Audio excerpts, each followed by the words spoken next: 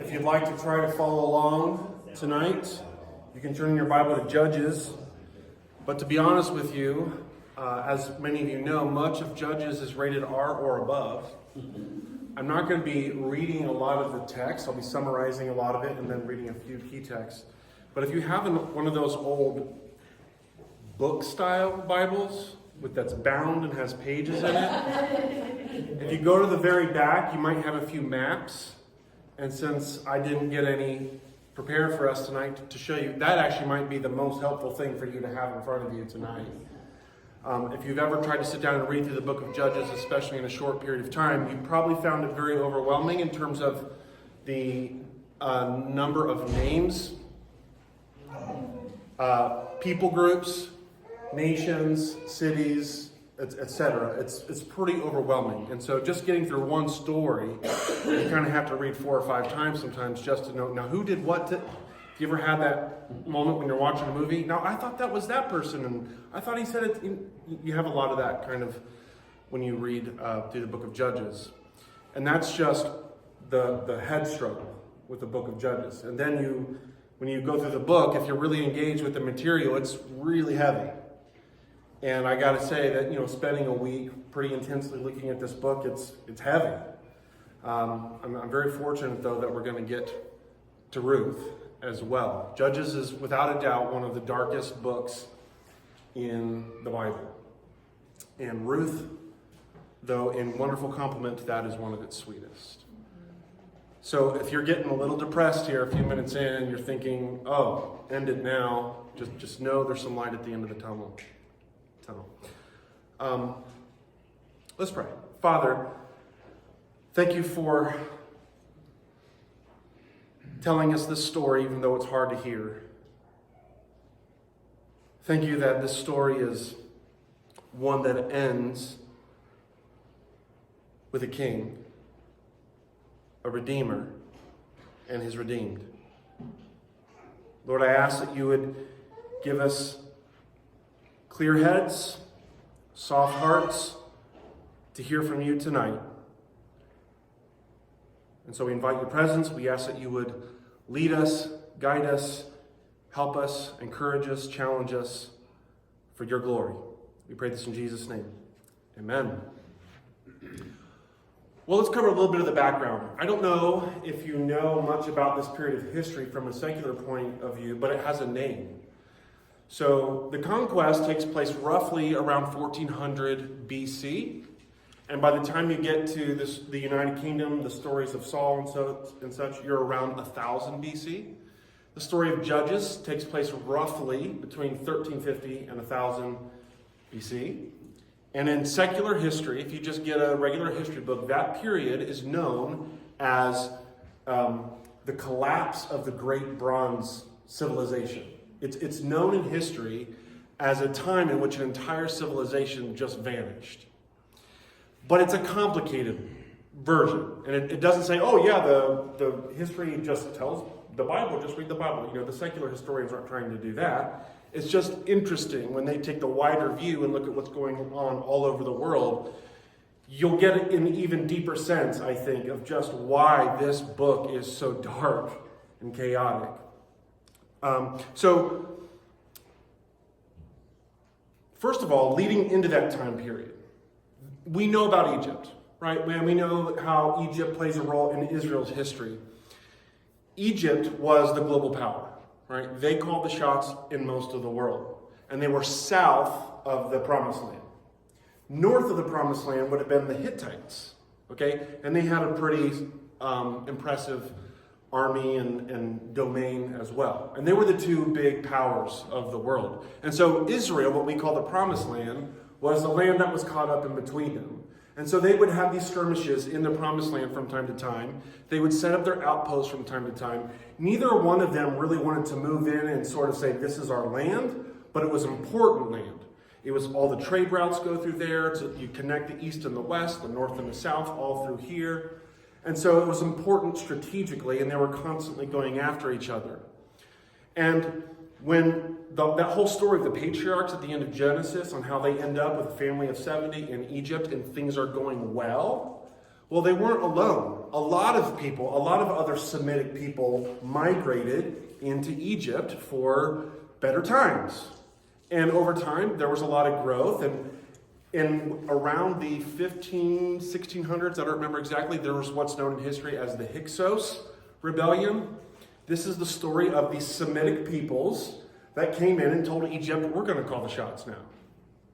And for about 100 years, a large chunk of Egypt's realm was being ruled by outsiders. And then when Egypt finally pushed them out and said, not only are we pushing you out of our land, we're coming into your land, they started to establish themselves even stronger in what we call the Promised Land, up further north.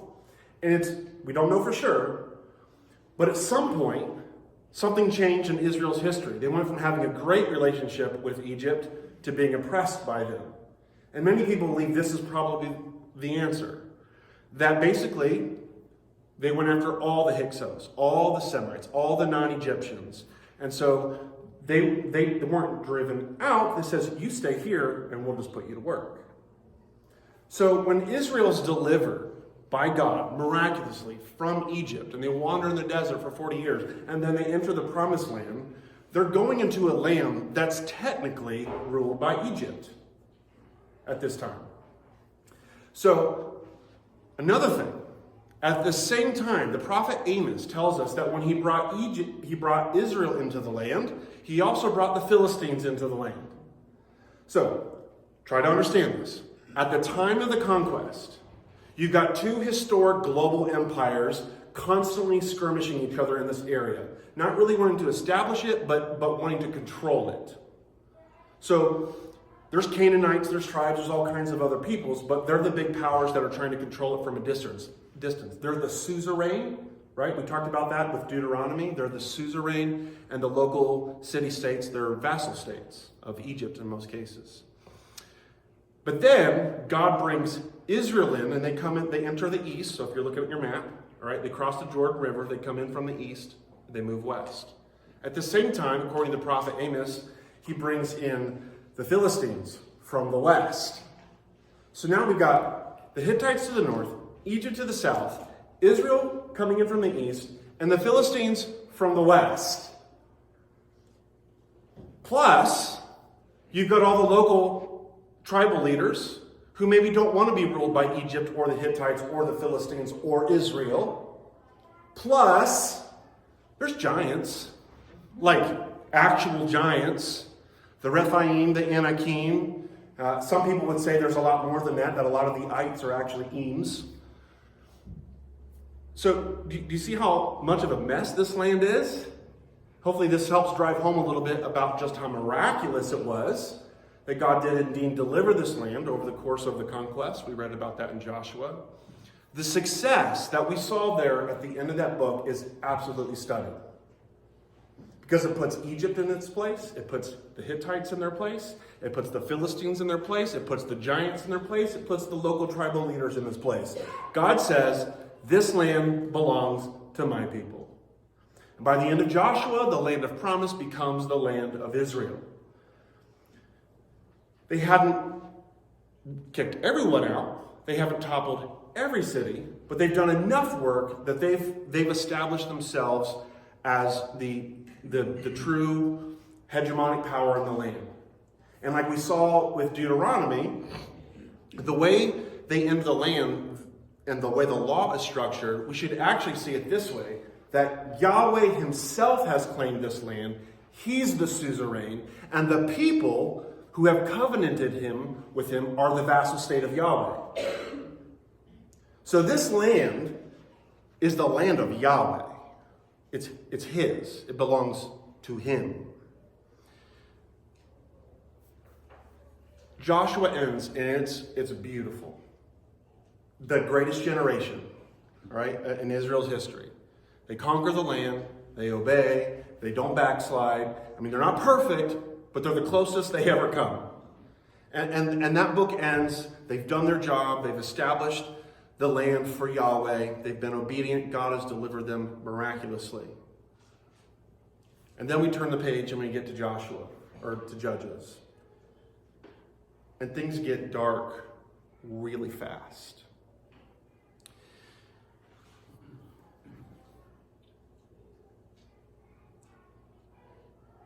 So we have this question. I put it up there at the top. Just think about it as we're going through the night. How will Yahweh save these covenant breakers? Right? Because the covenant had some conditions in it.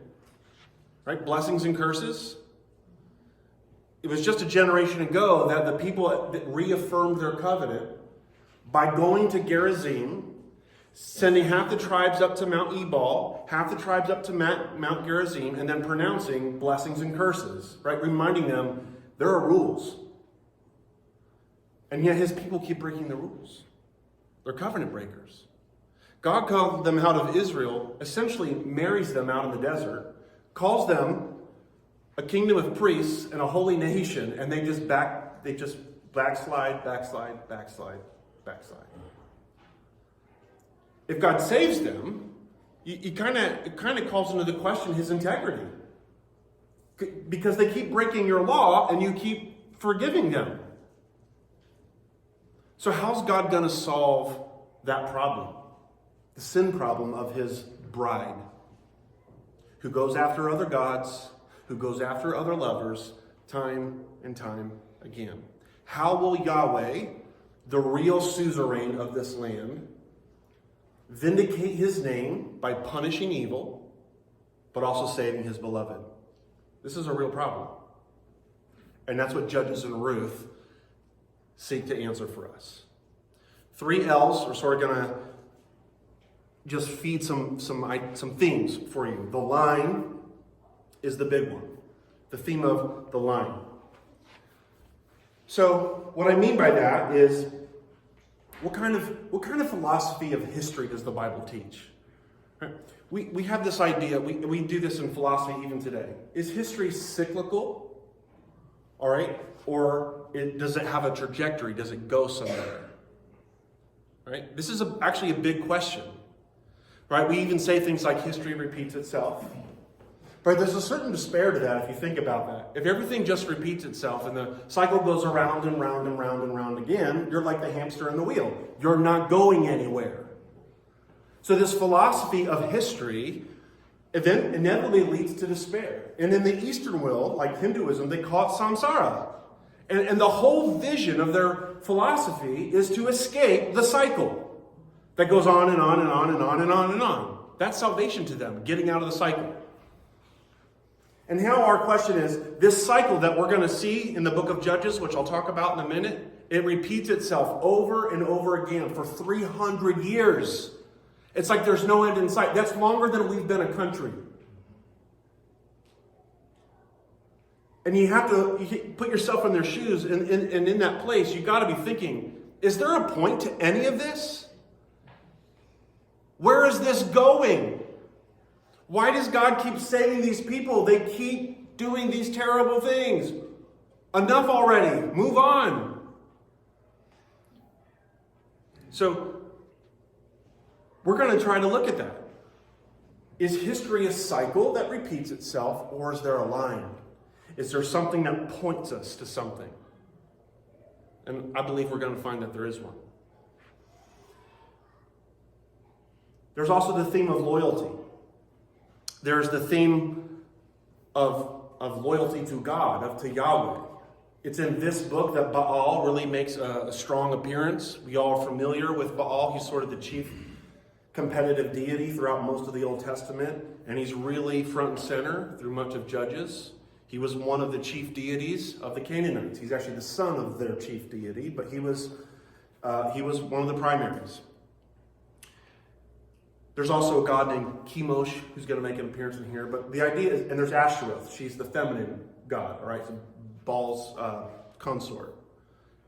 So there's this question of loyalty. Will the people of God who are married to him, covenanted with him, will they be faithful to Yahweh, their groom, their husband, or will they commit spiritual adultery and chasing after Baal and Asherah and Chemosh and the others?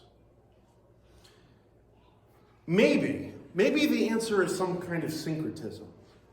Maybe we should just say, we haven't been in this land for a long time, and maybe we should try to put ourselves in their shoes, and maybe there's a way that we can sort of syncretize their religion and our religion and get along. That's attempted in this book. Well, we're going to find the answer to that one. No. No other gods. None beside me. I am a jealous God. Right? Syncretism is like a wife saying to her husband, would you like to have an open marriage? No, I would not.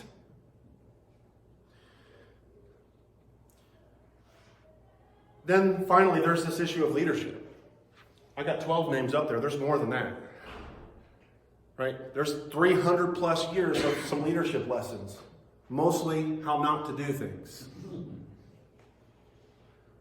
Of course, every time we see a bad leader, whether it's in the Bible or present day, it just kind of feeds a desire for one that will fix it, right? All these bad leader after bad leader after bad leader. And what do we want? A new leader. Right? We have this instinct. It's so deep in us, right? It's like every election, it's a vote between the Messiah and the Antichrist. Like in the narrative, right? That's the way we look at it, right? Like it's always that way nowadays, right? Because we look to men and women who are leaders to save us, right? The people here are no different. And of course, the big lesson that we learn in the book of Judges is with regard to this issue. There's a phrase that's repeated several times. There was no king in those days, and everyone did that which was right in his own eyes. The writer of Judges, who I think is probably Samuel, lets us know multiple times, this is what I'm trying to say. That there was no king in that day, and the people did that which was right in their own eyes. Well, we're going to work through the book of Judges with 3 sections. The first one's fairly short. Obviously, it begins at chapter 1, verse 1. It goes through the first 2 verses of chapter 3. There's some flashbacks in here that sort of wrap up the end of what I call the greatest generation. Joshua dies. And there's work to do. Right? They did a good job. They established themselves in the land. They've divided the land, allotted it to all the tribes. But there are still some cities and peoples that need to be driven out. And, this is to be a test for them. Right? Will the next generation be faithful like Joshua's generation? One by one. This is what chapter 1 records. First with Judah, then this tribe, and just goes on. One by one, the tribes fail. They go home, and they fail to do the job. There's some successes here and there, but they stop short. They don't go all the way. So in chapter 2, the angel of the Lord, and I believe this is a pre-incarnate Christ, appears, and he addresses this compromise. He says, it says here in chapter 2, that now the angel of the Lord went up from Gilgal to Bochim, and he said, I brought you up from Egypt and brought you into the land that I swore to give your fathers. And I said, I will never break my covenant with you. Right? See the question that I put on the board? All right. So the pre-incarnate Christ says, this is what I said. I will never break my covenant with you. That means blessings and curses. I will never break my covenant with you. And you shall make no covenant with the inhabitants of this land. You shall break down their altars. But you have not obeyed my voice. What is this you have done? So now I say, I will not drive them out before you, but they shall become thorns in your sides, and their gods shall be a snare to you. This is a sad reality about how God deals with rebellious people. And that might sound harsh, but actually that's love. Because what he's saying is, you chose to go after other lovers. You can have them. That's the Romans 1 rebellion we talked about. That's the Tower of Babel rebellion, right? That's what God does. Right? If you are not going to choose to be loyal to me, you can do it. And when his bride even chooses disobedience, chooses to go after these other gods, he says, okay, I'm not going to end it for you, and you're going to experience the consequence of your choice. He allows them to experience that. Chapter 2 is in some sense a preview of the entire book. It shows us how this next generation has utterly failed by committing rampant sexual sin, vile sexual sin, not just a little mischievousness here and there, but vile wickedness.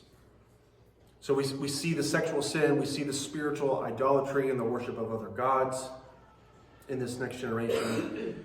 And then so we get what's called the judges cycle. A lot of people have different names for it, or they use different words. It's what I have up there in the blue. We're going to see this cycle play out at least 7 times.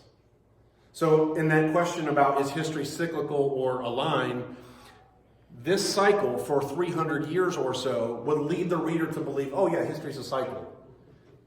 It always ends in slavery. Right? So the people sin, they rebel, and as a consequence, because of what the pre-incarnate Christ said, they experience servitude, slavery, right? The consequences of their choice. They go after these other gods, and then those gods enslave them. Right? It's really not that different than if a wife were to say to her husband, I'm leaving you, I'm going to go marry this guy, and then get beat up by him every day. Right? That's what happens here.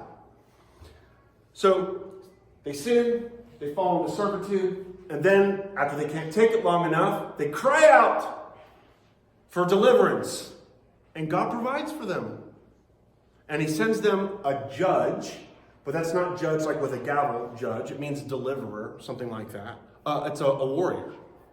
Right? He brings them someone who will deliver them out of that oppression.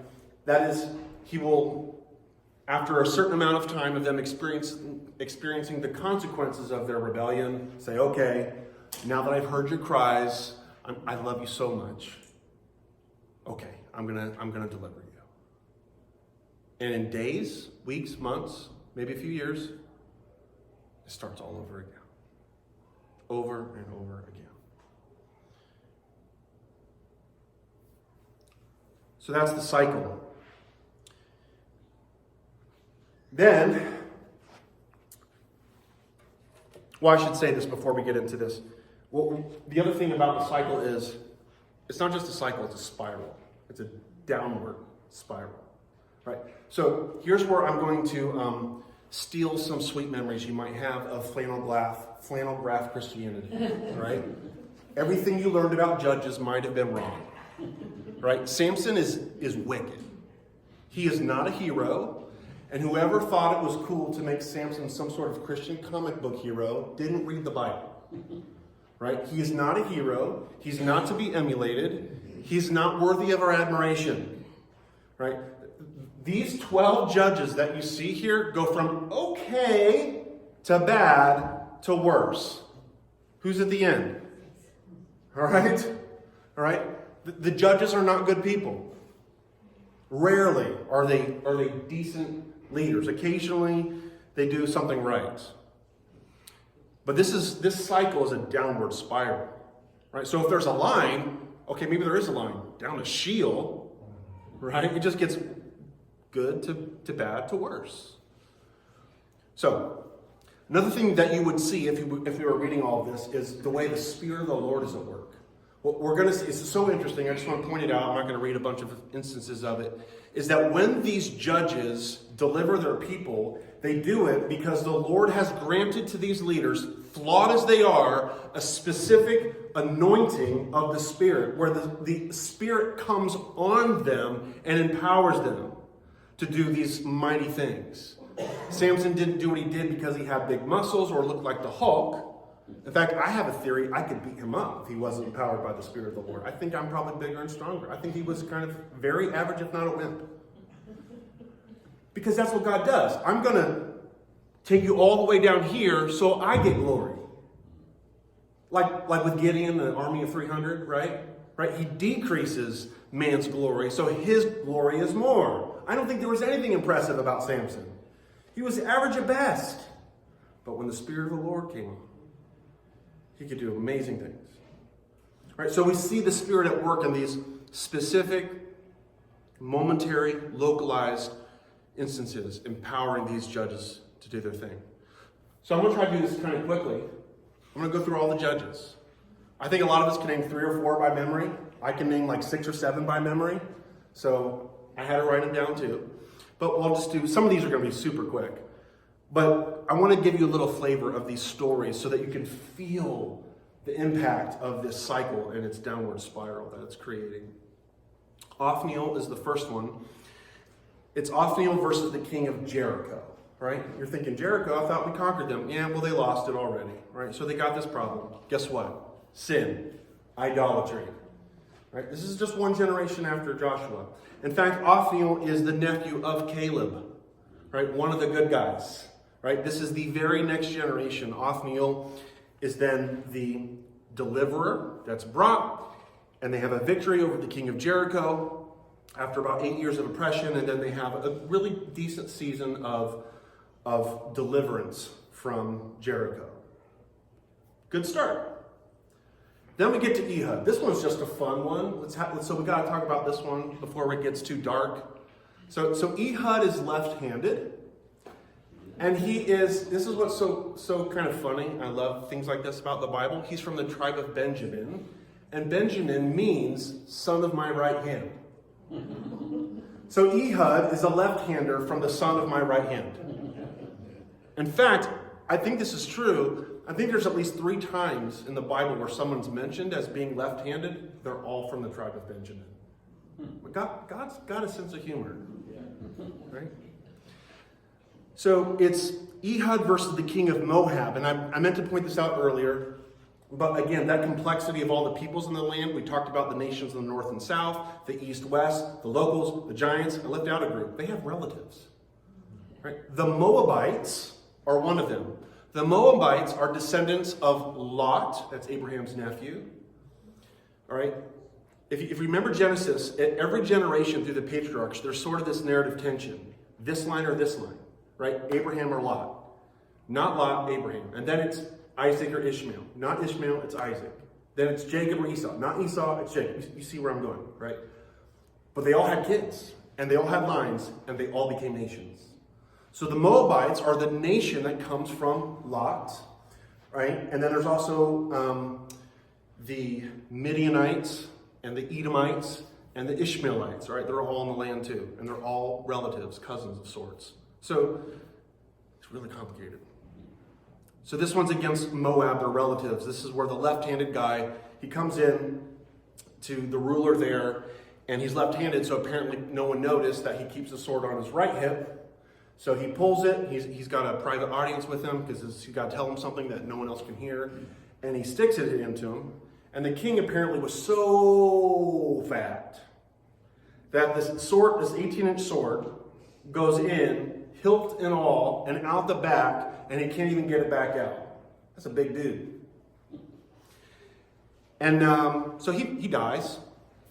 And then when he leaves, he says, he's in the bathroom relieving himself, so you won't want to check in on him for a while. And so everyone hangs out, and they give him some time. And after a while, they're like, he's been in there a long time. Like, something must be really bad. That gives him time to escape.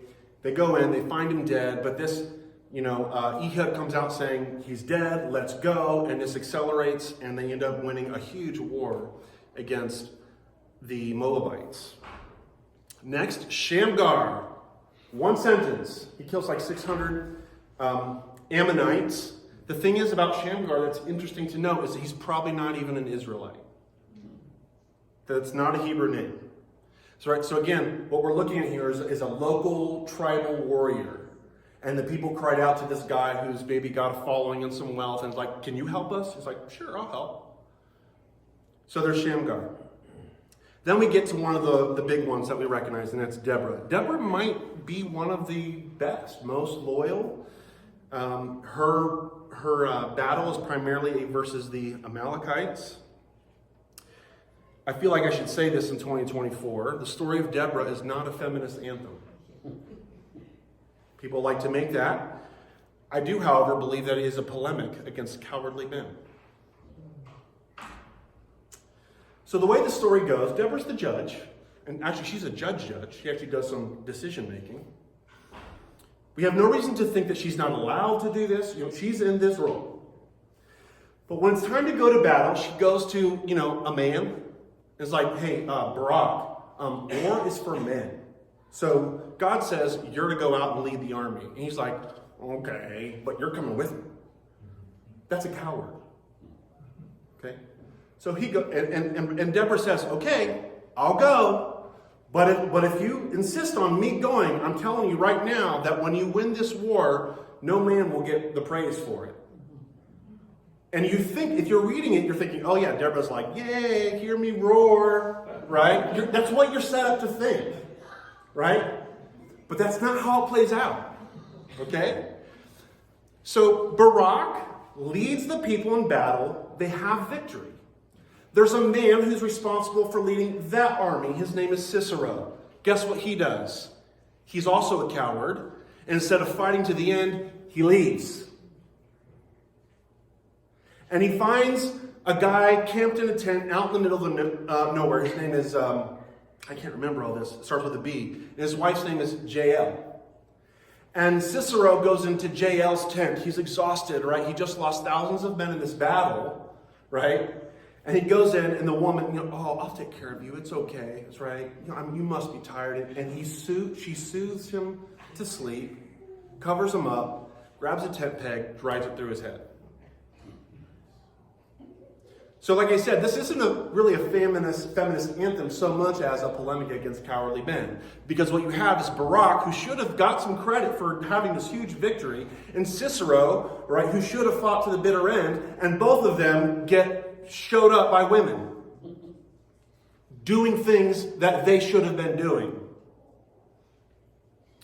So speaking of cowardly men, we get to Gideon. Again, I hate to burst your bubble, but Gideon's story too, it's not one to make us go, oh, Gideon. Not really so well. In fact, his story illustrates the spiral. So guess who shows up and speaks to Gideon? The angel of the Lord. Right, so Gideon actually experiences in some measure the presence of the Lord and feels like God's nowhere to be found, even as he's in the presence of the Lord. Yahweh calls him a mighty warrior, and he's like, what are you talking about? I'm no mighty warrior. So he disagrees with Yahweh. See, there's this big difference between what Yahweh sees and what he sees. And we should make note, though, that the way the Lord interacts with Gideon, he doesn't say, oh, Gideon, I'm so sad to hear you say that. You really are a mighty warrior. I mean, you're strong. And don't sell yourself short. I mean, you got a lot of gifts and a lot of things to offer. That's not what Yahweh does. He just says, hey, Gideon, you can trust me because I'm awesome. And if I call you a mighty warrior, I'll make you one. So he's in the presence of Yahweh, wanting to experience the presence of Yahweh. Then Yahweh performs a miracle for him by consuming this meat he left out and goes, maybe you could give me a sign? After God spontaneously combusts this meat, I need a sign. So he puts out the fleece, it's wet like he asked, right? And then it happens, he's like, maybe another sign? Sets it out again, okay, make it dry. Does this sound like a man of great faith? Now, the one thing he does right is he responds to the call. And he starts by first and foremost destroying the idols of his father, the Baals and the Asherims, in his own household. Right? So he starts by saying, all right, loyalty to Yahweh. I've heard his voice, I'm going to respond to the call. But you see that he's not a man of great courage or of great trust. Now, you know the story about how he's got this army of thousands and God reduces it down to 300. Pretty cool. They win. And then there's another series of victories. It turns out the people want to offer him the kingship. And I believe, if I recall correctly, his campaign in the book of Judges is one of the most unifying. I think he gets 6 of the tribes in his cause. So this is the closest since Joshua that anyone has come in the land at uniting the kingdom. And indeed, the people want to make him king, and he turns it down. And the reader goes, oh, so noble. No. Because you know what he does immediately after that? no, I'm not going to be your king, but I would like you to pay me some gold. And I'm going to build an ephod. That's what the high priest wore. Right? You know what he does? He says, oh, I forgot to add this one. He names his son Amalek, which means my father is king. This is what I think is going on. He wants all the privileges of being the king and none of the responsibilities. I want the women. He had 70 kids. That didn't come from one womb. I want the women. I want the gold. I want the fame. I want to be worshipped. He even starts a counterfeit religion. It's still the Yahweh religion, but not with the right rules or the right people. And indeed, he leads the people of God into a kind of idolatry. This is a kind of attempt at syncretism, I think. Because the trappings of the Yahweh worship are there, but not all the rules. In fact, by the end of the story, he's got a new name, and it's got Baal in it. Jerubbaal. So the story starts, he hears Yahweh, destroys his altars to Baal, and by the end, he doesn't even know Yahweh's name anymore, and is remembered as a follower of Baal. So that's Gideon. Tola and Jair, so they go after Hazor and the Midianites, so the Midianites were also family. Not a lot is said there. They each get about a sentence, but they delivered some important victories. But we do know this. We're told about how many kids they had and donkeys and things like that. So we know there's something like polygamist, opportunists, warlords. Then we get to Jephthah, who's the son of a prostitute, and he goes up against the Amalekites. There's this story here. He vows that the first thing that greets him at the door that he would devote to the Lord, and out comes his daughter. So, really bad judgment for a whole bunch of reasons. First of all, there's no bargaining with Yahweh. You know that thing we do as kids? Lord, if you give me this, then I'll go and be a missionary for the rest of my, right? That kind of thing. Right? Well, Jephthah was doing that as a grown man. Okay, so that's mistake number one. Mistake number two is that the law actually did provide an out for him, right? If you make a vow that you can't keep, you can actually atone for it and be released from that vow. But he doesn't know the law. And so he through some weird technicalities, goes to this sort of alternative thing where she's not killed, but she has to be a virgin the rest of her life, kind of a thing. Right? So Jephthah doesn't know the law. He's bargaining with God. Again, this is not a godly leader. One thing that he has going for him is he does seem to be somewhat skilled at diplomacy. So when he first goes towards the Moabites, it's not like like he tries. He writes them a letter, right? And he reminds them about how Yahweh had delivered them from the Moabites before. Like, you don't want to do this again. You know what happens when Yahweh tells us to come into your land and do our thing, right? So he tries. They're like, yeah, no. So he tries diplomacy there. And then there's this really interesting scene where afterwards, after he has his victory, there are some Ephraimites who are like, hey man, why didn't you tell us about your battle so we could go in and get some of the glory for ourselves? And he's like, oh, Ephraim, you're so great. Oh, my triumphs, my glories, nothing compared to your glories. And they're like, yeah, we are pretty awesome. And so with his sweet tongue, he sort of assuages, the internal strife there. So he seems to at least, try diplomacy. He's got that going for him. Then we have a quick series, Ibzan versus the Philistines, Elon versus the Ammonites, Abdon also versus the Ammonites. A sentence each.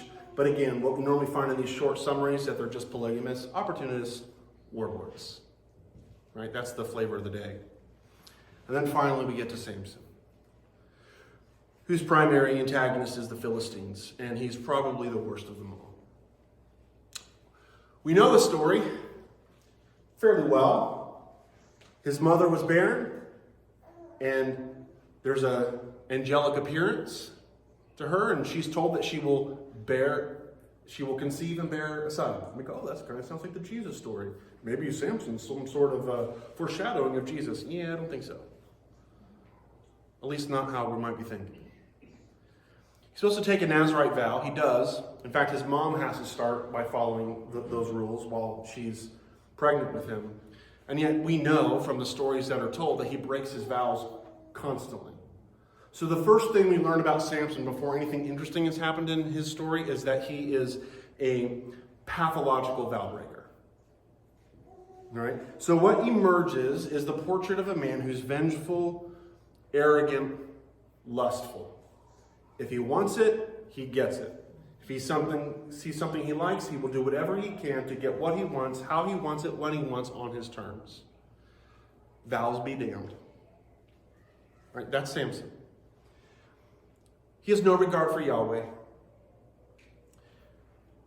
He has a handful of interactions with the Philistines where he wins, and there are these, comic book kind of stories where he sews together these foxtails and lights them on fire. So he tortures these animals, right? He's torturing. And in modern psychology, that's a sign of psychopathy and serial killing kind of behavior, right? Hey, let's just torture these 300 kids or foxes. That's Samson. And they're like, we've got to get rid of this guy. And so, what is the way to Samson? Right? His appetites. Food, wine, and sex. And it works. You know the story. Delilah's like, Samson, tell me the secret. And he makes something up. So he lies. Doesn't work. Why did you embarrass me like that, Samson? Don't you love me? He doesn't fall for it. Lies to her again. Okay, here's the real way. Tie up my hair in this way, and then I'll become like any other man. She doesn't. He wakes up, doesn't work. And I'm thinking, Samson? Why would, it's that whole thing of like, fool me once, shame on me, right? Yeah. Why'd you say anything this she clearly is after you. This guy must be really weak. Because it works. The next time, oh, Samson, don't you love me? Why would you do this? And then he tells her the secret. Whatever she was offering, he wanted it. Or maybe he was so arrogant to think that it wasn't the Spirit of the Lord that anointed him. Maybe he thought it was him. Maybe he thought he was bigger than that. Either way, he's knocked out and cut his hair. He wakes up. He's just like any other man. And so he's bound. And he's put in to do the work of a woman. It's work that even a regular man would not do, right? Like, he wasn't strong enough to do male labor. He had to do female labors. It's pretty humiliating. So he's doing this labor. Apparently they don't think to cut his head, or cut his hair, or to keep cutting his hair, I should say.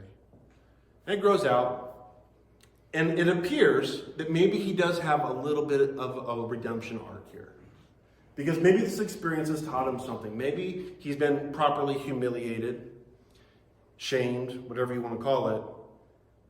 And he calls on Yahweh at the end of the story. And so he goes to this big gathering. He's in a Philistine city, and he prays to Yahweh. He asks for the Spirit of the Lord to anoint him again one more time. And the Spirit of the Lord comes on him. He pushes apart the pillars. And in that act, his one act of faith, he actually destroys more Philistines than in any other. That is the legacy of the judges. That's 300 plus years of history. This is God's chosen people that he called out, said, I'm going to make you a holy nation. Are they holy? They're not even really a nation. They're literally hiring, what do you call them? Mercenaries to save them. Priesthood? They're literally they're worshiping other gods. So we have this final section. If you're thinking, oh, that's terrible, please let us out of here. The last couple of chapters, it gets even worse. It does. And this is where you just see all-out national corruption. Many have observed this. Crimes are committed for 3 reasons: money, sex, power. And that's what we're going to see here, that people are completely controlled by their quest for these things. Another way of putting it, and I do this often, is it's spiritual adultery, and it's actual adultery. Right? So it's sexual immorality that often leads to spiritual idolatry. First story we read there is about a guy by the name of Micah who actually built a temple to an idol. And then a gang from the tribe of Dan comes in, plunders it, and then they sack and murder its inhabitants. This is in-house. And then there's the most sordid tale, perhaps, in the entire Bible, of a priest and his mistress. All right, so there's clue number 1. So we have a so-called man of God with his mistress traveling in the promised land. They stop somewhere. They end up staying there for a few days, and they decide, no more. We gotta get where we're going. And they hit the road, and they stop in an area near Jerusalem. And they're taken in to a house, and then the men of the town say, those people you brought into your house. So it's the priest, his mistress, and there's one other person. Let them out so we can have sex with them. Right? These are men who want the novel guests, to come out so they can have homosexual relationships with them. And if this sounds a lot like the story of Sodom and Gomorrah, yes, it does. So, and also that question of cycle versus line, right? Now it's not just a 300-year cycle, we're talking 1,000 years plus. Where the men of the town want these men to be brought out, and what does the homeowner do? Say, no, that's a terrible thing. Here's my daughter, and take his mistress. Cowardly men, again. They take the priest's daughter, or mistress, and they ravage her all night long, until at the end of the night, she's dead. The priest is upset. Not shameful, mind you, but upset, because his side hustle is gone. And so he decides to take her body, cut it up into 12 pieces, presumably one for each tribe, and sends a section of her body to leaders from all these tribes and say, look what these people, these savages, did to my woman. And it works. And we have this massive civil war that erupts in Israel. They come to his defense. This is the status of the holy nation kingdom of priests, bride of Yahweh, where even its leaders are doing vile, wicked acts like that. This is a land of idolatry, a land of sin, a land of decadence of every kind that you can imagine. How on earth would God redeem them? Indeed, the angel of the Lord appeared at the beginning of this book and says, I never break my covenants. And the covenant has blessings and curses. At this point, what do you think the people deserve? Blessings or curses? There's even a scene in the book of Judges where I think it's the son of one of the judges goes up onto Mount Gerizim. That's supposed to be the mountain of blessing, and he pronounces a curse. Right? That's an interesting image, I think. Where even the mount of blessing, this one mountain in the land that's supposed to be a symbol of God's covenant blessings, from that mountain are being pronounced curses. That's how bad it is. How on earth would God redeem them? Well, there's a reason I think that Ruth comes right after Judges. It's to answer that question.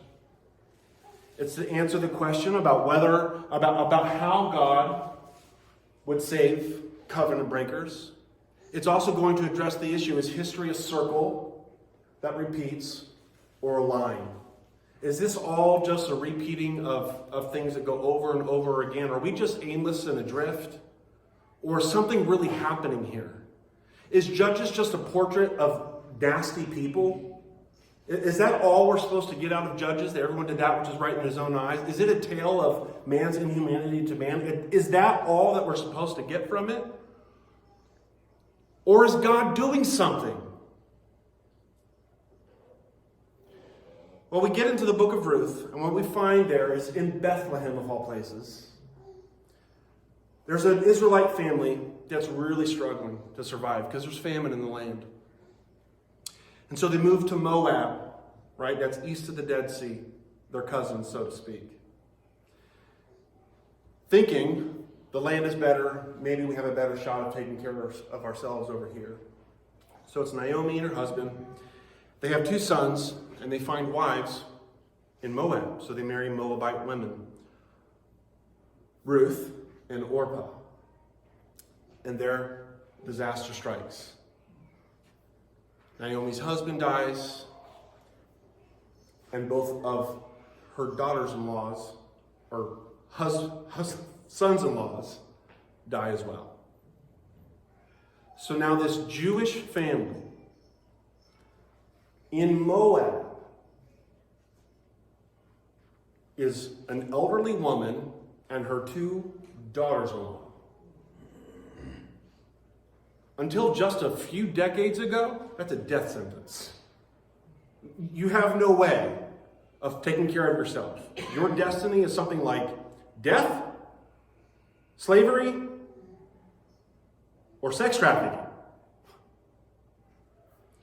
So Naomi's like, this is terrible. I've heard, though, that things are not as bad as Israel is anymore, so maybe I'm going to go home. Maybe I'll be able to take care of myself there. But Ruth, Orpah, you don't want to come with me. You'll be an outsider. Who will want to marry you? Right? And I don't know. I don't have any money, and there's nothing I can do for you. So you should stay here, find yourself a man. And Orpah's like, that's a good idea. And she stays behind. We never hear from her again. But Ruth is like, oh no. And she says this amazing sentence. So this is Ruth speaking to her mother-in-law. For where you go, I will go. And where you lodge, I will lodge. Your people will be my people, and your God, my God. Where you die, I will die. And there will I be buried. May the Lord do so to me, and more also, if anything but death parts me from you. What sweet words. She doesn't know this Yahweh. She's just made a choice to be loyal to her mother-in-law. And so Naomi and Ruth head back to Bethlehem. And Naomi is so depressed and distressed over the situation and the tragedy. She says, my name, Naomi, it means pleasure. That's wrong. Call me Mara. It means bitter. So that's her state. They get to the land. They're in poverty. The laws of the land, Leviticus, provided for people like this. They had laws about gleaning. So this was a way that if you were impoverished, you could take care of yourself, right? The landowners were instructed by the law to leave corners of the field unharvested so that the poor in the land could come and do a little work and feed themselves. And so Ruth was out in the fields gleaning per the provisions of the law. And keep in mind, she's also a foreigner, right? She's not an Israelite, but she's benefiting from the laws of Israel.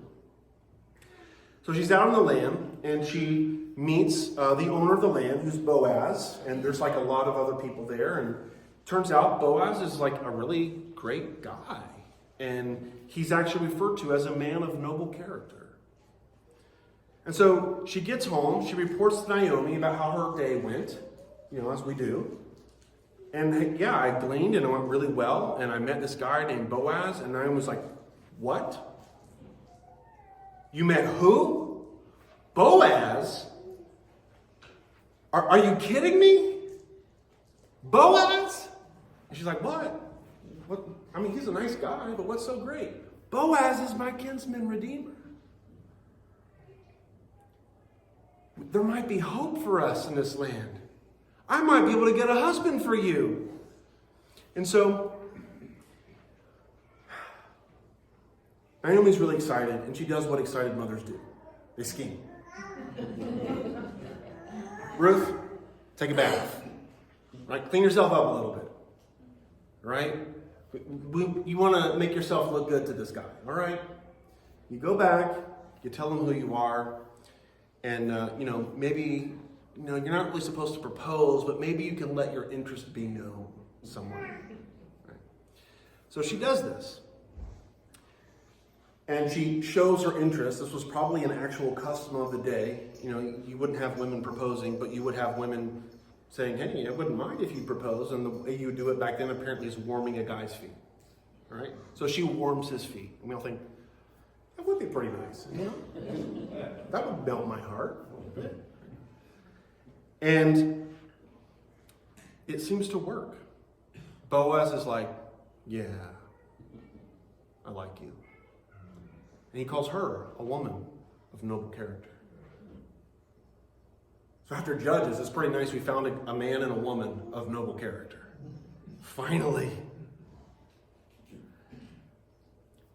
He's so noble, though, he realizes he doesn't have dibs. He's not the oldest son. It's like, Ruth, I'll marry you happily. But my older brother, he has to turn you down first. It's his job. He gets first right of refusal. So you got to go to him first. So he does it. He takes the initiative, right? So he goes to his brothers like, hey, there's this woman, Ruth. Are you interested?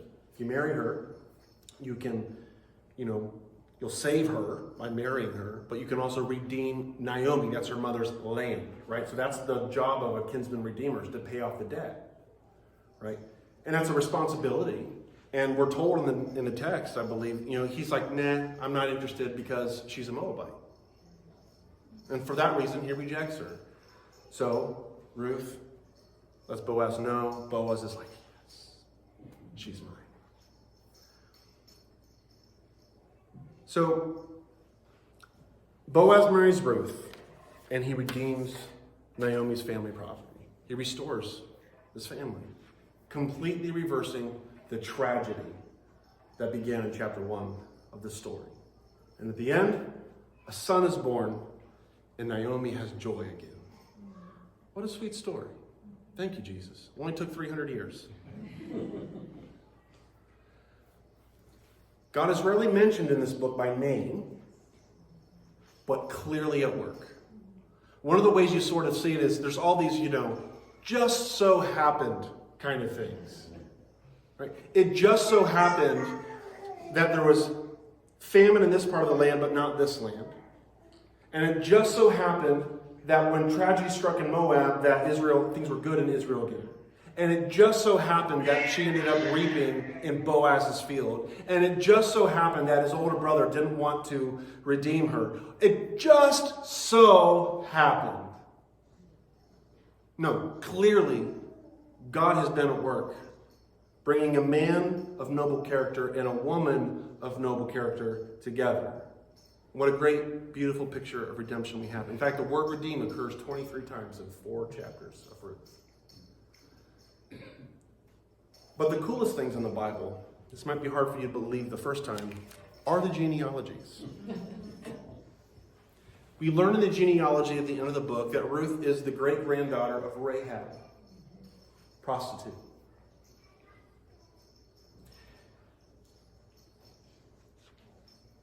And we learn that Ruth will be the great-grandmother of David, a king. What did Judges tell us? There was no king in the land, and everyone did that which was right in their own eyes. That phrase is repeated many times in the book of Judges. And then what is Ruth the story of? How God would bring a king. He brought this woman, redeemed by this man, to give birth to a child that would give birth to a child that would give birth to a king. Who would give birth to? Our great high king, Jesus. So now our question is answered about circle versus line. That's the line. It's not just a line in history, it's a royal line. Right? God's people are not doomed to just repeat the cycle over and over again and just experience the downward spiral and despair and wonder, God, are you really there? Do you really care? What's this all mean? If all that ever happens is we mess up and get enslaved again and again and again. No, what we see is through all of these things, God has been faithful, working in the background, even when his people don't know his name. Controlling the weather, controlling the rebels, controlling the loyal, bringing it all together to bring his people a king. Eventually, we're going to see this line get down to Jesus, who is our kinsman redeemer. Everything that Boaz did and was awesome, Jesus takes it up to 11. That's exactly what he did for us. He paid our debt. He brought us into his family. Moreover, he brought us into a royal family. And not only is Jesus our kinsman redeemer, he's the real king. The rest of the story of Israel is going to show us that there was never going to be a human king that was going to be perfect. But the great hope of the people of God is that one day there would be. And that king is Jesus. So back to that great tension. How will Yahweh save covenant breakers? He said he's not going to break his covenant. And yet they've broken it. They're entitled to curses and to punishment. And to be honest, although there's hints in stories like this, I don't think the question gets answered in the Old Testament. It gets answered at the cross. That's the answer to the question. How will God save covenant breakers? He becomes the curse in order to give out the blessings. That's how. You look at the cross, what do you see? Justice. Curse. Cursed is every man who hangs on a tree. You see the wrath of God justly poured out. But what else do you see? God demonstrates his love. And that while we were yet sinners, Christ died for the ungodly. That's how God would do it. He would keep the covenant by becoming the curse in order to give out the blessings to his people. Israel deserves nothing but curses, and they accepted those terms. God loves them. He does not abandon them. So we get love, we get justice, we get a kinsman redeemer, we get a great high king. And if you catch me, if you really understand the story here, you should come away going, we're a lot like Ruth in this story.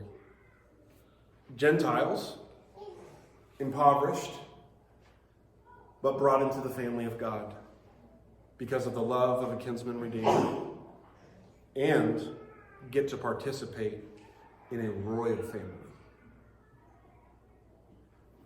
This is why Peter calls the church a holy nation and a kingdom of priests. Am I sounding like a broken record yet? I've been saying that a lot lately, haven't I? That's the story of the Bible.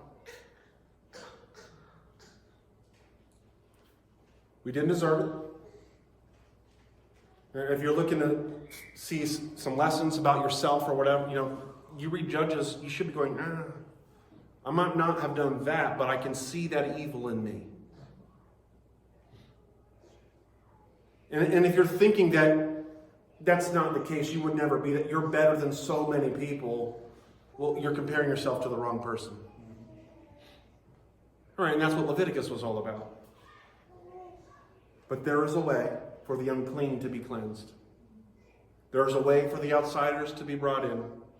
There is a way for the alienated to be reconciled. There is a way for the dead to be made alive again. There is a way for the broken to be healed. There is a way for the lost to be found. There is a way for the blind to see Jesus, our kinsman redeemer and our great high king. Amen? Amen. Let's pray. Father, we bless your name. We confess that at times there is rebellion in our hearts, that there are appetites deep within us, and sometimes we feed them. And when we do that, we know that we do so at our own peril and with a rebellious spirit. And so we ask that you would show your mercy to us. We call out to you, we beg upon your mercy, not because we have any right to it, but because it's our only hope. So Lord, I ask that as we leave this place, as we consider our own cycles, the feeling of the rat race, up, down, and around we go, that you'd show us the story of our lives is not one of just cycles that repeat. There's a line, and it points to you. So help us to fix our eyes on the end of the line, our great Redeemer, our great King. We love you. We pray this in Jesus' name. Amen.